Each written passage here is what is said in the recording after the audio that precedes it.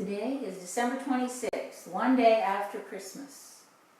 And the Christmas rush is over. I survived. And as you can see, I turned the head of the child to more of a three-quarter view rather than full front.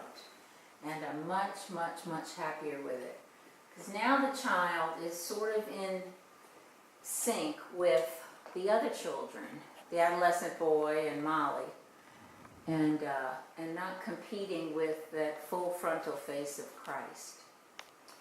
So I'm much, much happier there. And what I've been doing, I worked on Molly today, and now I'm building up the trees somewhat.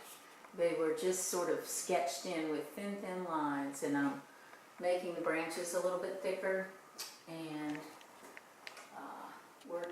working on that. So that's my update for today, December 26th. Yeah, it's been Christmas, holidays, and company, and you haven't put in very many hours out here in the last 4 or 5 days. Good morning. It's the last day of 2018. And I had a visit from a Franciscan priest yesterday, Father Christopher Iwancio. He visits me once a year around Christmas time when he comes to Louisiana. And he had, what did he have to say about the relief? Well, he loved the children, and he loved Francis. He thought Francis needed a halo, since Christ has a halo and Mary has the halo of 12 stars. But I'm not so sure about that. I may inscribe a little line around his head, but we'll see. That'll be determined. It's mostly done, with the exception of texturing. And, oh, he did have a comment on the rabbit, Molly's little stuffed animal. He said all the lines converge on Christ, except the animal, the little stuffed animal, and he thought if his head were straight, that then it would all come together. So, interesting observation. Barry was worried that little Ma, that's the name of Molly's stuffed animal, looked dead, like a dead rabbit, and rather than a stuffed animal. So Molly is our granddaughter, and she was the model for this little girl. Yes, she was the inspiration for this little child here, our little Molly. And that is a little stuffed animal that she's had for so many years that it probably needs to go in the incinerator. It's getting pretty nasty, but she's very attached to it. Okay, so what do I have left? Texturing Christ's left foot still needs some work. The boots need cleaning up because I retextured the water surfaces on the right panel and the middle panel on Friday. They were a little lumpy, and I liked the texture of the water on Francis's panel. I applied the clay very liquid so as to look like water, and I tried to get the other two panels in sync with the Francis panel as far as the water goes. So that's where we are on the last day of 2018. Getting close, but not quite there. Good morning. It's a new year. I'm not sure when the last video was, but it's January 7th, the day after the Feast of the Epiphany. And as you can see, the reliefs are just about done as far as the clay goes. The baby was the biggest change. I actually turned his head from full front to the side. And to me now he becomes more one with the children. Before, his face was almost competing with Christ. Christ is the only divinity in this main panel.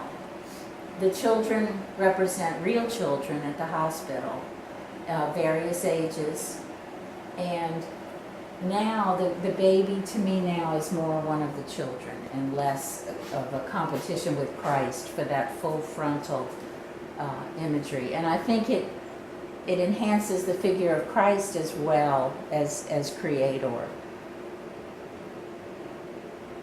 Of course, St. Francis is a form of a divinity. He's a saint. Mary, our mother, holds a special place in the pantheon of divinities. Although she's not God, Catholics do not believe that Mary is in any way, shape, or form God, but she is the bearer of God, Theotokos. So as you can see, most of the surfaces are what they will be. I'm real pleased with the whole work. I think it's a good work, and I think it'll be a great addition to the hospital. Good morning. Today is Wednesday, January 9th, and I feel like I'm pretty much more than substantially done with the clay. I noticed one little area in here was kind of lumpy and had a lot of unpleasant marks. So I scraped that off and I'm heating up some more clay. I just have to resurface that little piece there. But yesterday I worked on the water line a bit, which I'm much happier with today. And just tweaked some of these areas where the surface of the figure meets the background, because they were a little indecisive. So worked on some of those. So for the last 3 days, you have said you're going to finish today. Okay. Do you ever get finished? This is a big piece, and there's a lot of surface area to study.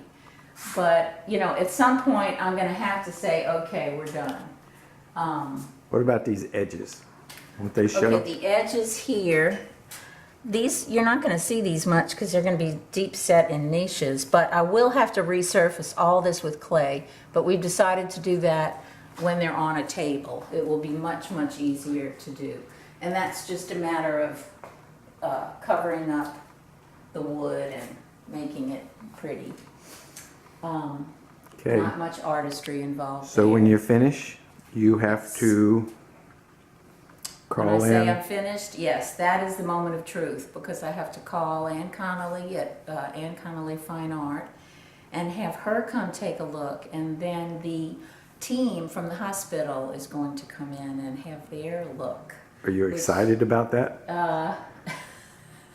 Excited, a little anxious, a little nervous, because it's very hard to be objective about your own work, but I'm so pleased with it. I'm just hoping that they don't want any major changes. I was talking to you about this this weekend, and there are certain areas of the work that I don't want to change.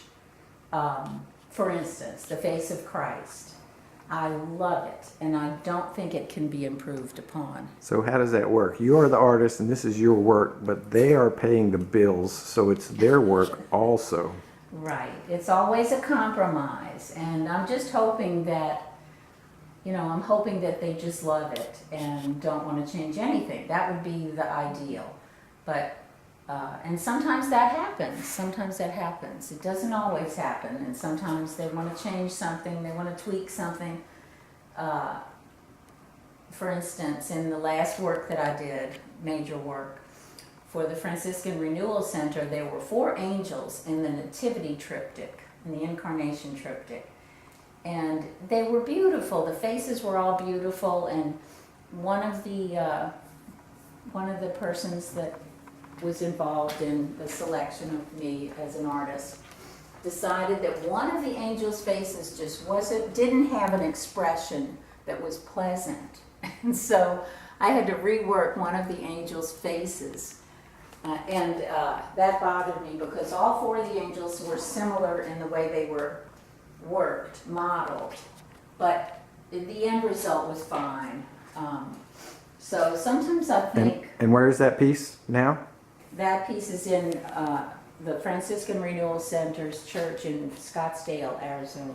You think sometimes people say something just because they feel like they're obligated to say something Sometimes I get that from the feeling. position they have, being on some sort of committee or something? Right. Sometimes I have that feeling that they feel like they have to say something in order to make their position, in order to make their participation on the committee meaningful. Sometimes it's a legitimate thing, and the change works for the best. For instance, this incarnation relief, it went through many not that particular relief, but the work involved in coming up with the concept went through many, many, many stages. And I believe that the end result is good, and it's improved based on their participation. But once I start working and get my hands in the clay, that's when it's hard to go back and change, because there's a spirit that's involved in a work of art, especially this big, that once you're essentially done, it's very hard for the artist to go back and start tweaking things that they feel are good and right and whole. So let's just keep our fingers crossed, say some prayers, and hope that they're pleased.